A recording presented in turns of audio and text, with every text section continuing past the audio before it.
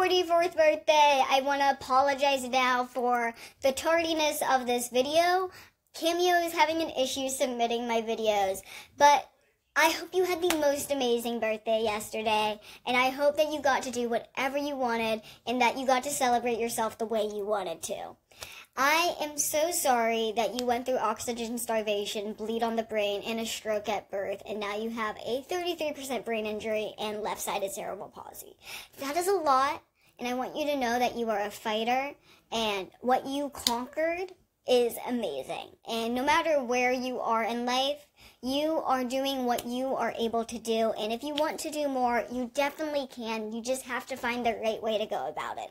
With every disability, I feel like there's a right way to go about things because we have abilities that are heightened and abilities that are not as heightened as regular able-bodied people. I think each disability has their advantages and disadvantages, so you have to find your advantages and use it and just conquer the world with it. As far as my disability and my journey, I was born with a malignant glioma on the right side of my brain, and at 6 months old, it was discovered. I immediately went into surgery at Children's Hospital in Pittsburgh, and after that, they didn't know what was going to happen, so I went through chemotherapy for a couple years, and after a couple years of chemotherapy, they decided that they weren't going to be able to get any more, and that, you know, it's the brain, so they have to be careful. And they didn't know still if I had any effects. They didn't check my growth hormone level before then or anything like that. Or if they did, it didn't show any signs. And at kindergarten, they noticed that I was significantly shorter than the rest of my peers. So I went back to my children's hospital in Pittsburgh, went back to my endocrinologist, and they discovered that my growth hormone and my pituitary gland were kind of rendered dormant. All of my other hormones that the pituitary gland controls were not as priority as my growth hormone, and I do not know if they were checked or ever handled or tested.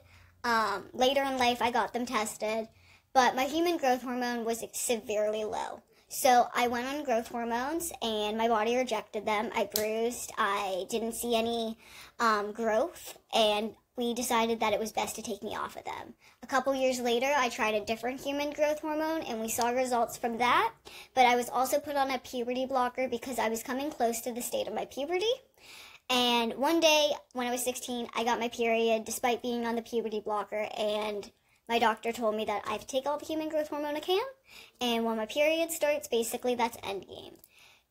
Or when basically a couple months after my period has started, that's endgame. They're going to watch my bone fusing and all this stuff. So I went through x-ray scans, and, you know, I kept taking the growth hormone, and eventually, some part of 16 to 16 and a half, my body just decided it was fused and I was done growing. So I got diagnosed with pituitary dwarfism at 16 years old, and I've learned later that I've had other issues due to my chemotherapy. When I was younger, we learned that I have soft sockets, or all of my adult teeth basically dissolved, and all of my baby teeth roots dissolved or became brittle due to the chemotherapy. And I do have a fertility issue. My ovarian reserve or my egg count is low due to the fertility or due to the chemotherapy.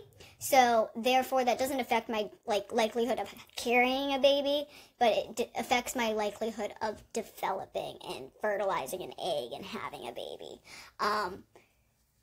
That is a whole nother game and a whole nother adventure in my life currently, but that is basically my pituitary dwarfism journey so far. I am developing arthritis in my wrists, my ankles, my knees, my hips, my lower back, my elbows and my shoulders, like all those joint areas, just because of the pressures of life.